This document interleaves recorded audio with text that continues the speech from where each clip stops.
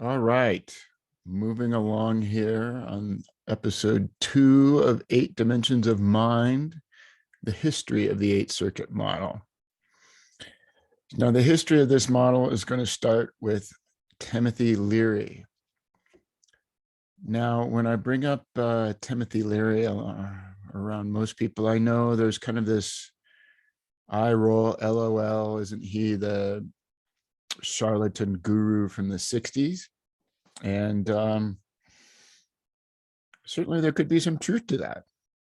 He was many things, but before he got into psychedelics, he was a brilliant young upcoming psychologist. He had attended West Point, but being a bit of a rascal, got into some trouble, had to resign with honorable discharge. There's a whole story there we won't go into. But then went out to get his PhD in psychology at UC Berkeley. PhD thesis, The Social Dimensions of Personality, Group Process and Structure. From the very beginning, Leary was interested in kind of interpersonal transactions, and we'll get into that a little bit more here as we go on. But then he went to co-found Kaiser Hospital's psychology department, directed research for the Kaiser Family Foundation. And in 1957, he came out with this book here, The Interpersonal Diagnosis of Personality, which was hailed by the Annual Review of Psychology as perhaps the most important clinical book to appear this year. We'll go into this in a bit more in a minute, but he went on. There was a bit of restlessness, and he was sort of bouncing around, unsatisfied with the status quo, looking for something of a breakthrough. And he ended up at Harvard researching and lecturing. And really, this interpersonal diagnosis and a lot of what he was, or diagnosis, and a lot of what he was into would be it was a lot of what we call the application of game theory to interpersonal transactions. He was a forerunner to what we would call transactional analysis, which was popularized in books like Games People Play and I'm Okay, You're Okay. And as I mentioned, though, there was just always this sort of discontentment. He was frequently going on sabbaticals, had a bit of a troubled marriage, and so on and so forth.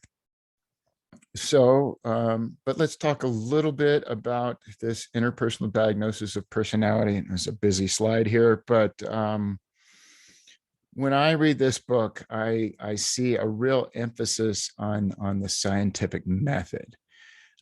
We talk a lot about science and what does the science say, and you hear that a lot these days, 2022. And scientific method is what science is about. It's about making an observation, coming up with a hypothesis around what you're observing, creating an experiment to test that hypothesis, and then repeatedly doing that experiment to confirm or deny the hypothesis based on new data from the experiment. So it's just this iterative process, but it's focused on what's observed and data driven, that kind of thing, which is sort of what behavioralism looked to introduce into psychotherapy in the 50s, but maybe they got a little too carried away with things. And Leary was kind of still in this psychoanalytic, psychodynamic, again, focused on the transaction between one person and another and what could be observed and measured within that transaction, we'll call it. And within that, he was really using, the latest in relativity. And what I mean by that is how I show up with person A might be different than how I show up with person B, or how I show up at person A at one point in time could be different from how I show up with person A in another point in time. So this kind of here and now aspect of it as well, and how things change as the environment and the circumstance change. So really pretty progressive for the times.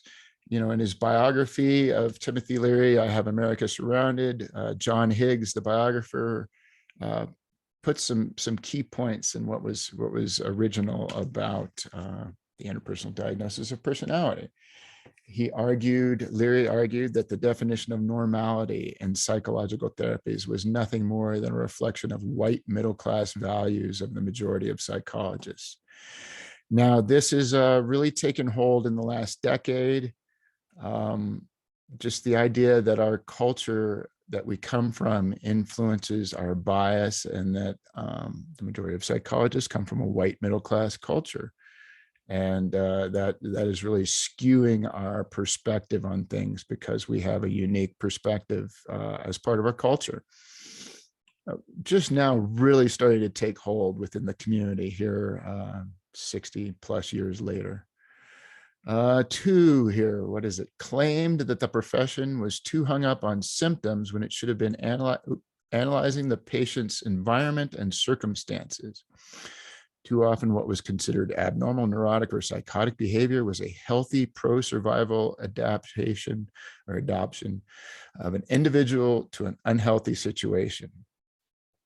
Again, well, maybe not again, but this is just come up a little bit. We now in psychology speak of biopsychosocial and even spiritual circumstances. So we're starting to incorporate various perspectives into thing.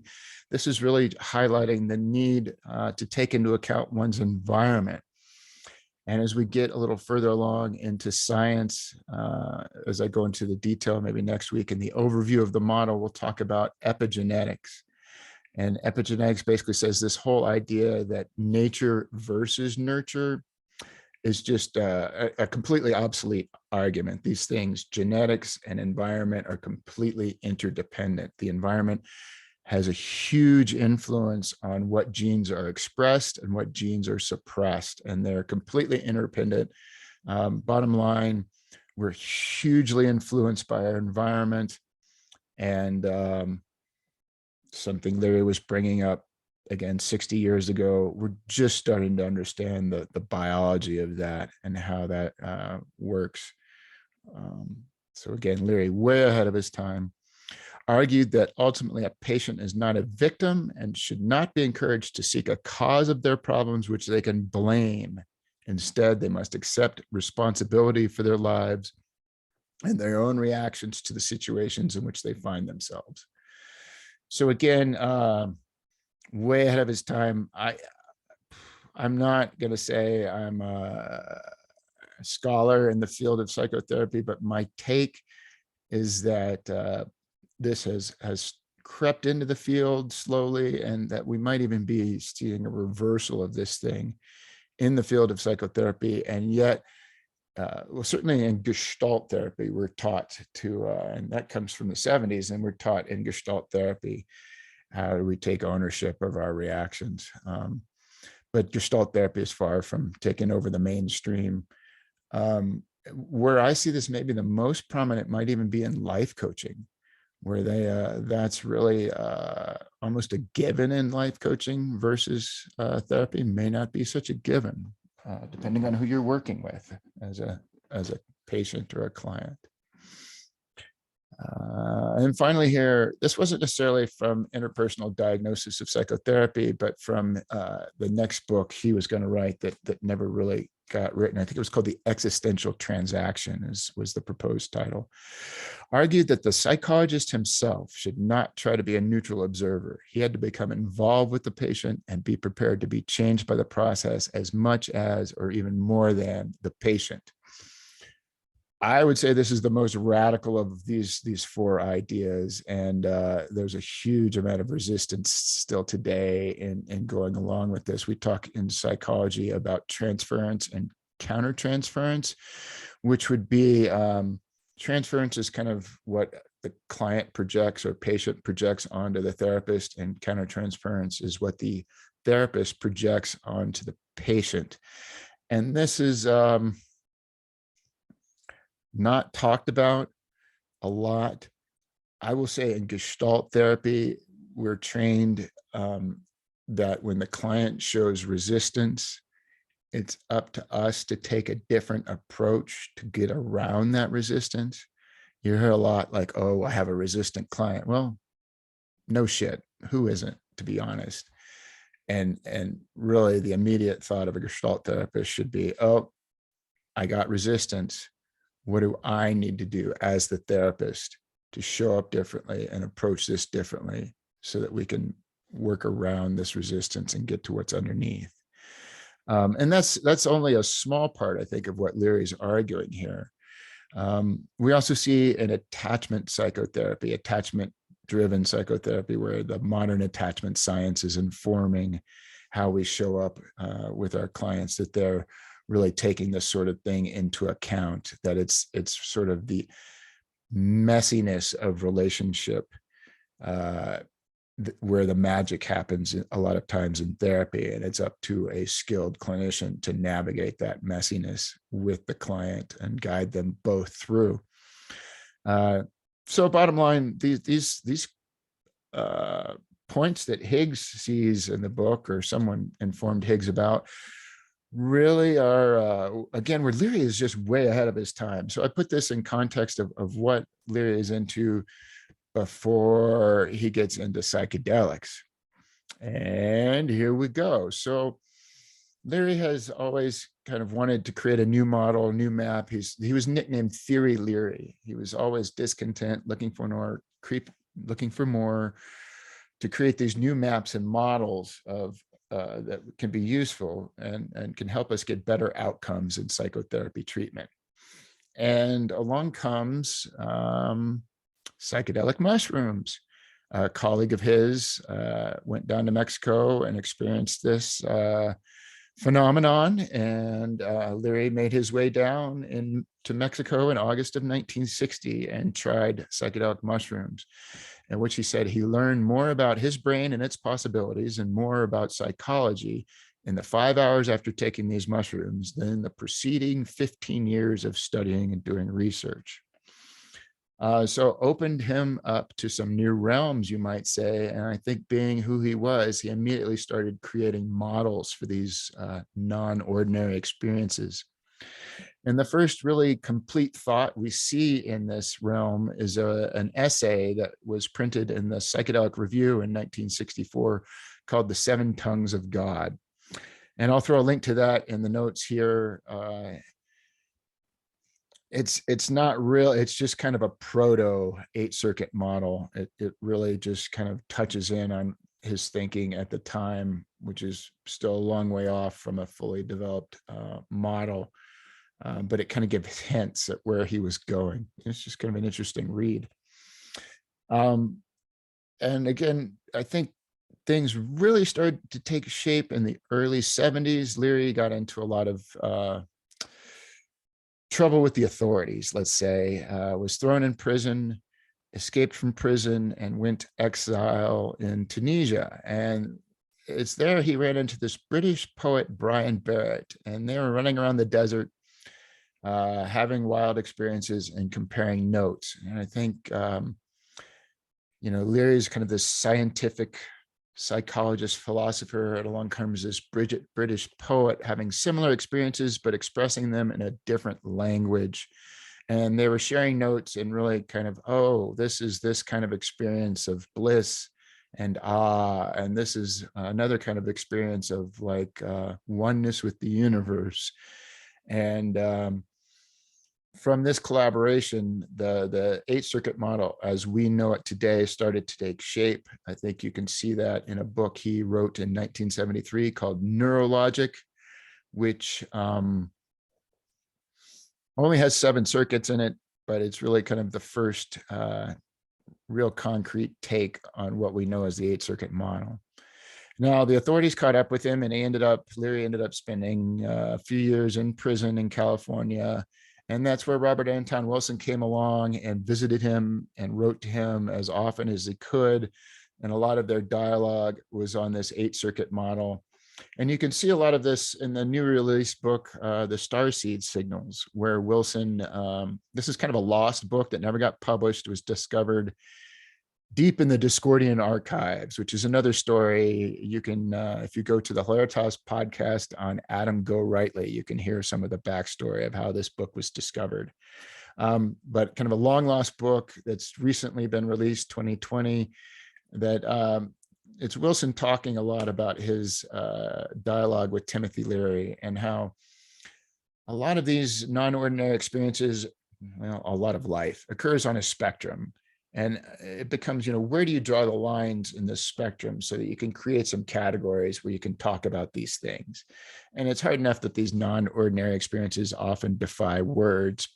But so there's just a lot of discussion within this book. Where do we draw the lines? How do we order all this, et cetera, et cetera? So this kind of gives you a glimpse into the early development of the model. And so Robert Anton Wilson deserves some credit for the early collaboration. Now, there's another model, and I meant to get the book here, but I don't have it on me. Another story, I guess, it's been gaining traction here in recent years. It's a story that comes from Timothy Leary's book, What Does Woman Want?, where he talks about a mysterious Professor Adams that showed up in Millbrook, New York, where they were hanging out in the I guess that was the early 60s. And this sort of tantric guru Hindu guy came and introduced Leary to this secret tantric chakra-based model. And Leary presents this as kind of an origin story of the Eighth Circuit model. It's a great story. When I first read that book, it's kind of interlaced through the book, and I would just skip to the parts of Professor Adams because that's what got me most captivated. And to be frank, it's largely viewed as a complete fiction. However, don't let the truth get in the way of a good story. So it does show where there's a lot of Hindu chakra influence in the development of the model. And I think there's a lot of truth to that. There's also other influences such as the law of octaves, the developmental psychology of Freud, but really the derivative of that was developed by Erik Erikson is probably a more accurate influence. Leary in his interpersonal diagnosis speaks very highly of Erik Erikson and his work. And so there's a number of things that influenced Leary and the development of this model. And 3 books were written in the late 70s that really expand on this model. Exopsychology probably being the most comprehensive statement. Neuropolitics being another good book that is really a collection of essays that often touch on the circuit model. And then Game of Life was another book that correlates the model with the chakra systems and the I Ching and the Tarot and all kinds of funky stuff. It's really a weird, trippy, funky book. And then Leary in the 80s revised these books, or a couple of these books, revised them slightly, but it seems like by the mid 80s, he's more or less, he'd gotten into computers and the internet and he's moved on to new things. And maybe that's what an idea guy does, is always looking for the latest and greatest idea. And so Leary, it seems, has eventually moved on. But enter Robert Anton Wilson. Now, I'll give the analogy of, there's a song, All Along the Watchtower, played by Jimi Hendrix. And what most people don't know is that song is actually a Bob Dylan song. So for Hendrix, in some regards, it's just a cover. But I believe Bob Dylan is on record saying, that song belongs to Jimmy now. And that's kind of what we're looking at with the Eighth Circuit model, is that Leary created it, no doubt, but Robert Anton Wilson really took it and ran with it and, improvised on it and further developed it and continued until he passed, that he was promoting that model pretty heavily. He did co-develop it, as I mentioned, with Leary in the 70s. He co-wrote 2 of those 3 books that came out, Neuropolitics and The Game of Life, with Leary. He incorporated the Eighth Circuit model in nearly every one of his books. With rare exception did it not get incorporated in some shape or form into one of his books, but it's really Prometheus Rising, which is kind of the go-to book on the Eighth Circuit model. Wilson really popularized the model. He shows how it relates to modern psychology, to modern science, to mysticism and all these esoteric ancient spiritual traditions, as well as parapsychology and all these kind of weird and groovy things that had come out of the psychedelic 60s and 70s. And he weaves that all in through this book, including these some ideas and concepts such as the thinker and the prover, reality tunnels, imprinting, metaprogramming, chapel paralysis, and general semantics. If Wilson was one thing, he was a master of language and some general semantics, and really weaved his skill with language to help create a conceptual understanding and exercises to help generate a deeper conceptual understanding of this model. And it's the book to read, really, if you need some place to start with all this. And it's dated and funky and weird, but that's okay too. And like I said, Wilson, he was doing an online academy in his later years when he was unable to do lecture tours and workshops. And that was one of the first courses he taught was 8 Dimensions of Mind, which was built on the 8 circuit model. So really, Wilson promoted this model heavily for the rest of his life. And in addition to Bob Wilson, we've got ANTERO ALLI. Shortly after, I think that should be 1985, not 1983, but Angel Tech came out. And then years later, he updated his thinking with the 8 Circuit Brain book in 2009. And since around probably 2005, he's been teaching the 8 Circuit Brain as an online course every year, currently online through his own forum, starting March 23rd every year, as I understand it. And this 8 Circuit Brain book is basically the syllabus for that online course. There's so ANTERO is still actively engaged in the development and teaching of this model. What has he done to push? What are his contributions? He's really brought embodiment to this model. He has this thing, paratheater ritual technology, which is kind of a mix of theater and ritual and what you might call occult magic ritual, maybe. And he's applied that technology that he's developed to the 8 circuit model to create kind of an embodied experience of the model.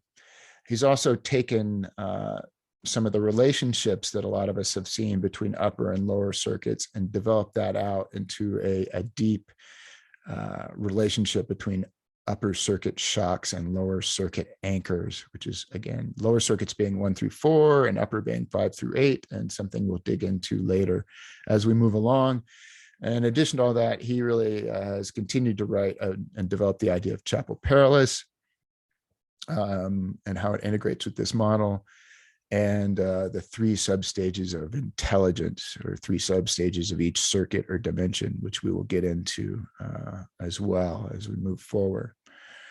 So just kind of summarizing all this, the primary books, we have the neurologic book that came out in 73, which was kind of the first look at the model with only 7 circuits. We've got starseed signals, which is sort of a preview of how the model developed between Leary and Raw in the middle 70s while Leary was in prison. And then Neuropolitics and Game of Life, co-written with Raw in the late 70s. And got copies of those. This is actually Neuropolitique, a revised version we'll talk about here in a second. Info Psychology, the revised version that we'll talk about in a second, and the original Game of Life, or this is a re-release, but just a funky, weird, trippy book. And then, as I mentioned, the book to popularize this model, Prometheus Rising, 83, ANTERO, and 85, Angel Tech. And then Leary freely admits that he was writing about this stuff and developing it while he was on the run, in exile in Europe and North Africa, in prison in California, often in solitary confinement for days and weeks on end. And he admits he has sort of an escapist bias coming out of that. And he was really obsessed with space travel and things of that nature, life extension, space travel. And then he got interested in computers. So he sort of rewrote, or he put a new introduction into this book that says, look, I was a little over obsessed with escape, and I'm now into computers. And let's call this info psychology, not exopsychology. And the rest of the book is largely unchanged. Neuropolitique, I'm not sure what the revision is there, to be honest, but there is a revision. So info exopsychology, neuropolitics, neuropolitique, 87, 88. And as I mentioned, I think Leary after that sort of was full on in the computer thing and didn't really address the circuit model much after that. And then Antero's 8-circuit brain book with the real upper circuit, lower circuit connection is what he's fleshed out in this book, as well as just providing sort of a syllabus workbook that you can work with. And then since then, we've had some recent books in the new millennium here. Chowtopia by David Lee. As I understand, there's a chaos magic book that's got some 8-circuit stuff in there. I have not seen or read the book. Can't really say, but figured it would be good to include a little chaos magic. So there we go. And then European Gentleman Laurent integrated the 8-circuit model with his shamanic work, and he's got a book on the shamanic path to quantum consciousness.